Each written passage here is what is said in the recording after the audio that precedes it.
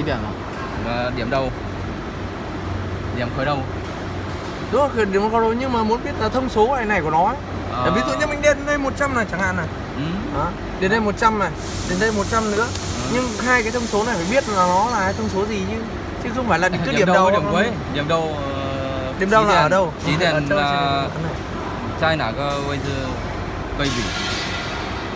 起点在哪个位置对比？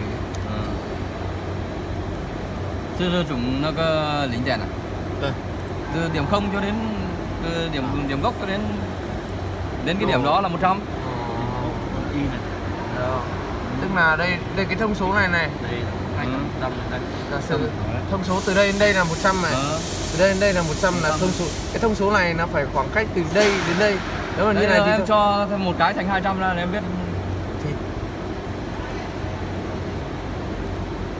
đấy, điểm đây là 200 này. 200 cái này là khoảng từ đây là Y đấy. khoảng cách đến trục Y à? Đây khoảng cách trục X. Đây độ sâu Z. Sâu Z. Cái này là giao. Giao. Khi mà mình ví dụ nha, mình muốn đánh đường tròn chắc chắn phải dùng trục chính mà không quan được thì mình sẽ khai báo một điểm là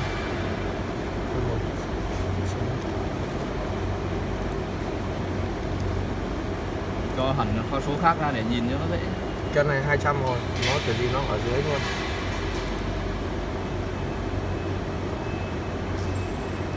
Kiểu gì nó ở dưới này đấy. Bây giờ mình muốn vẽ cung tròn nữa đúng không? Thì mình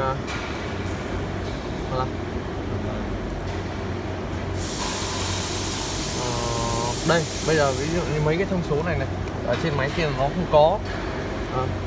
Thì ví dụ như tại sao mà đây là hai cái điểm gì? Cho thêm起始位置吗？几点啊？对，你看一下这个啊，这个。Start and 这里是顺时针，这是原先。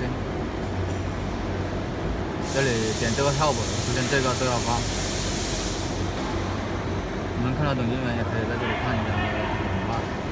我也看不懂，我看下有没有验哪里。这里还有个帮助。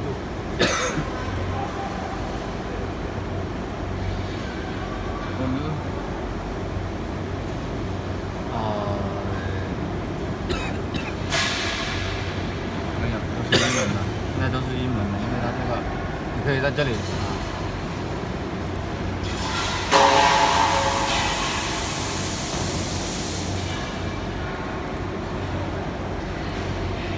说明书。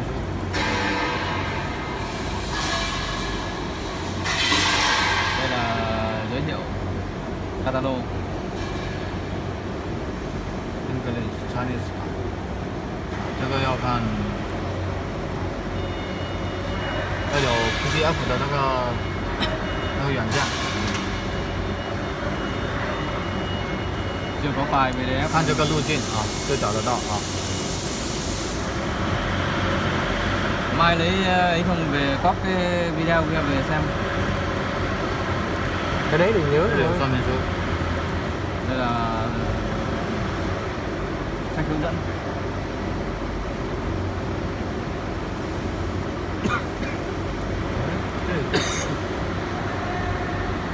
không hẳn đâu. 画图，这个三角，我们给它画孔。 Bây giờ là tiếp tục đến khoan, đến khoan lỗ này.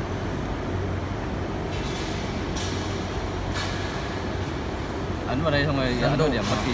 cái khoan này em biết hết rồi. 这个可以，直线啊，这个可以是吧？然后有一个技巧，就是我刚刚画了一个，比方说100，sâu 10. 这个是这里。cái 然 khoan 后 này 如果这 khoan 个 này em biết hết 孔 rồi. 我想要在这边，那么 hai số T25 这个 Y Không, mình chọn bán kính không? 减 Vì trên kia nắp tan nhiều. 又或者在这里，